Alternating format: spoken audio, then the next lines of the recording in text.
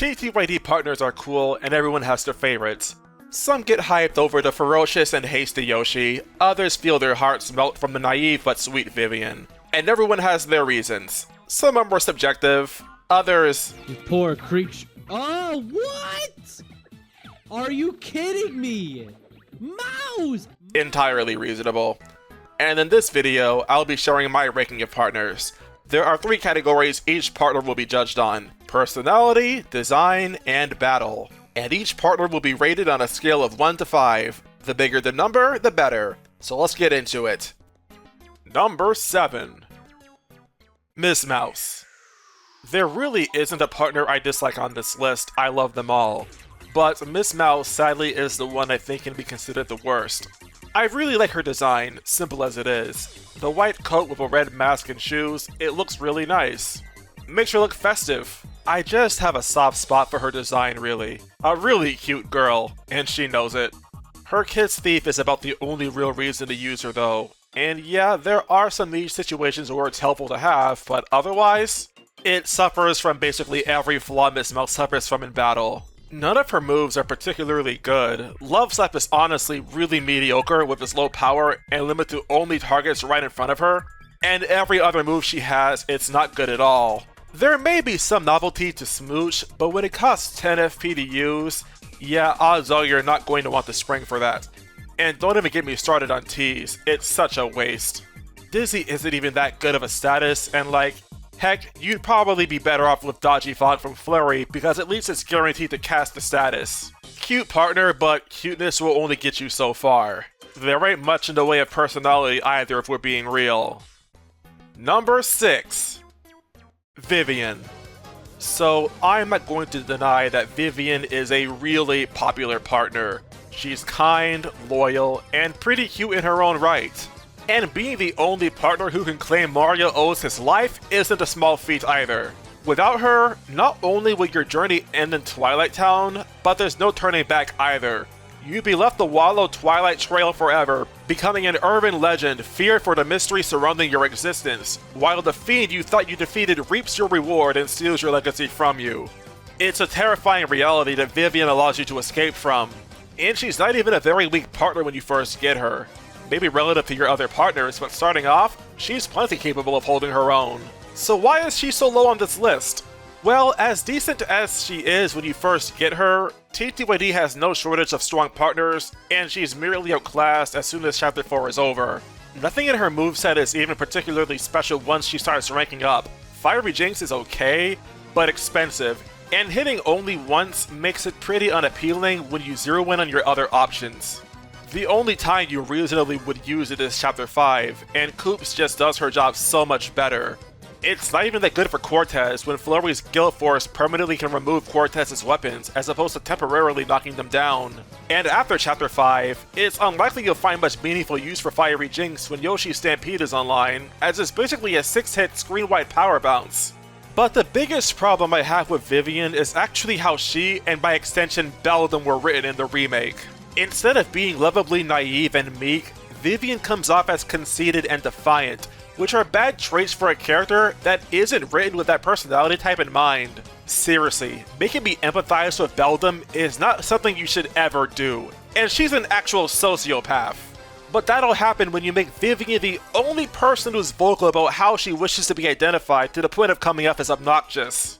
I'm of the opinion that whether a character is good or bad, what they are shouldn't matter, but that defense doesn't really hold up when how it's introduced doesn't feel natural or earned. For me, it just reads like blatantly disingenuous lip service, and undermines a lot of what made Vivian such a good character.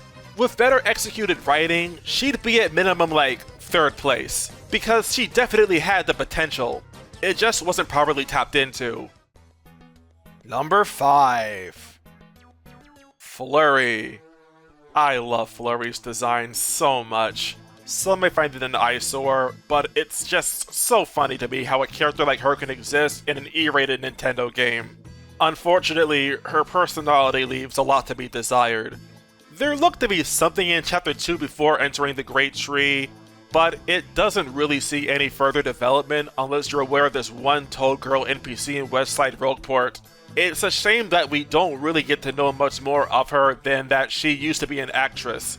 As for how she does in battle, she's not bad.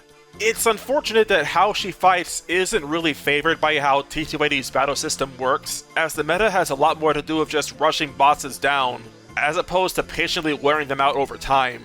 Flurry can still perform well though. She has the second highest HP stat of all partners in the game, and Lip Lock makes her extremely difficult to knock out when she can just repeatedly heal from bosses. And for regular enemies, Gale Force can be an alright last resort in the worst case scenario.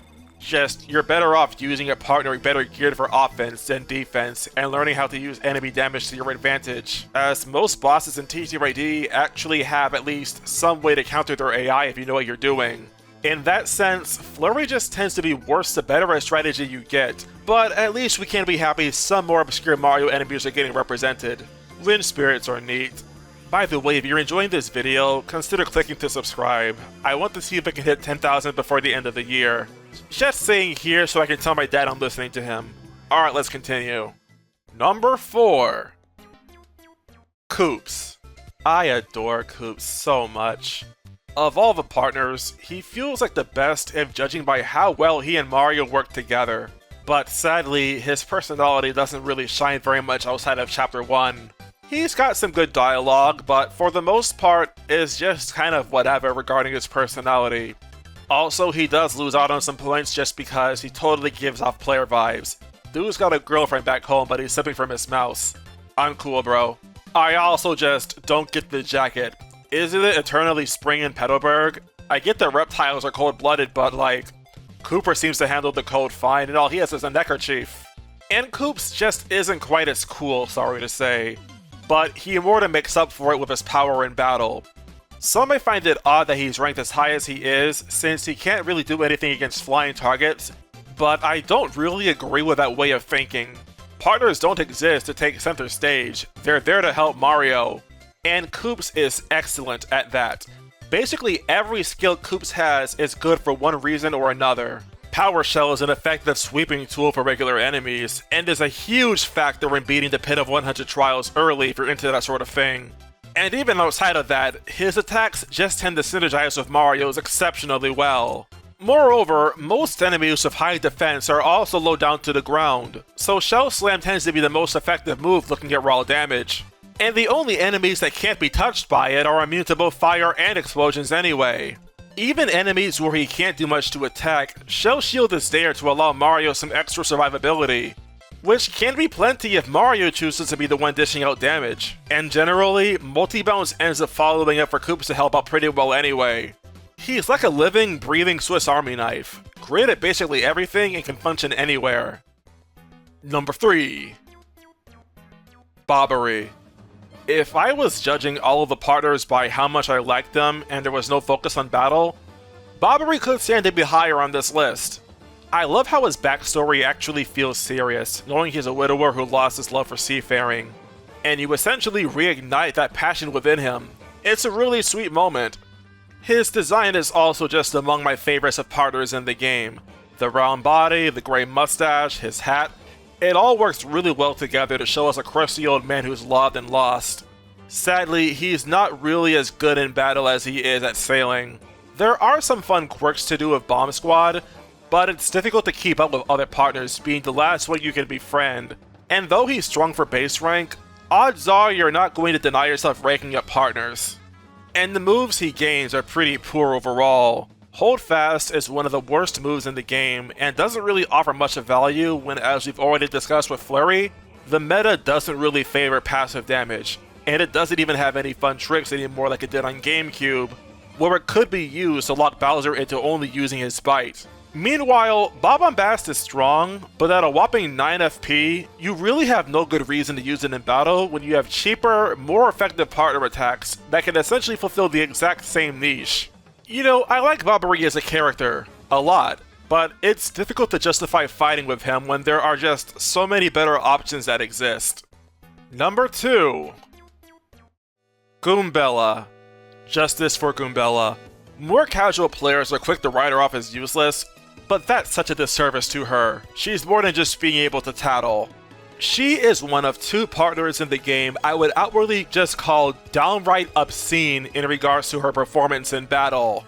Her head bonk and multi-bonk attacks are decent as is, but when you get into how Sixty-Jorts calculates their damage when power is increased, they basically become the bane of any bosses, especially when backed by tools like Power Lift, Rush Badges, and Power Punch. And Goombella is someone I would definitely consider a boss slayer, like a Navy Destroyer unleashed on a tugboat.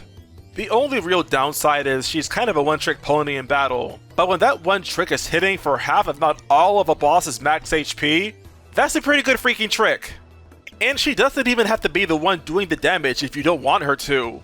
Her Ultra Rank move, Rowley Wink, makes her essentially a second Mario where you can go all in on making Mario stronger and he can function as a Navy Destroyer. Could be fun to use 2 special moves in one turn. You really can't go wrong with her as a partner in battle, just monstrous all around. Her character was hurt a bit by the remake's dialogue being toned down though. I'm not going to knock it too much since some of her sass is still kept and it isn't necessary for her story to land. But it is a shame to no longer see her stand up for herself in the wake of catcalling Goombas or dropping calling Miss Mouse by the F slur. God, I hate how you can't even say floozy anymore. At least her design is still really good. I like the ponytail she has and the mining hat. Overall, she's probably less of a supporter than Koops, but give her credit, not many partners can claim to be able to go into battle themselves and just crush any bosses in their path. Number 1. Yoshi. This newborn is cracked. If not for what Dupless does to you in Chapter 4, you really can just solo the game with this kid. He's that good. For how little story focus he's given, he still manages to leave a strong impression with his hasty personality and generally fun dialogue. I also just love how it's often a surprise just which color Yoshi you get. It's really fun and makes replaying Sixty-Jorts just that slight bit more replayable as you await the result with anticipation. I do wish we had more options though, since neither of my favorite colors made it in, but it's not the worst thing in the world. Besides, color is only skin deep. What really matters is just how much of a powerhouse this guy is. Despite his attacks generally being pretty low and going off base attack power, Yoshi benefits tremendously from badges and statuses that boost his attack, arguably more than any other partner in the game. It's not a stretch to say that Yoshi single-handedly sets the game to easy mode if you use these 2 together, as none of the bosses leading up to Chapter 8 can really stand up to the assault he brings to their fights. It's just too much damage. With Stampede, he's downright deadly in the Pit of 100 Trials too. Very little can stand up to him when enemies of low or zero defense are just wiped out of existence. And the few enemies with defense can simply be overwhelmed by Power Lift for the few times you may feel the need to even try using it. Let's not forget about his potency if you're using the Rush Badges, especially with how easily you can drop him to 1 if you rely on Double Dip alongside items like Point Swaps and Boost Sheets. Not even Bone Tail can stomach your power if you come at her with badges you can guarantee finding throughout your adventure. Complete and utter devastation. With a mix of immense power, a fun personality, and a variety of colors keeping you on your toes, I can't think of another partner deserving of the title as best partner in the 1000-Year Door. Alright, that's my list. Hope you enjoyed it. Thanks for watching.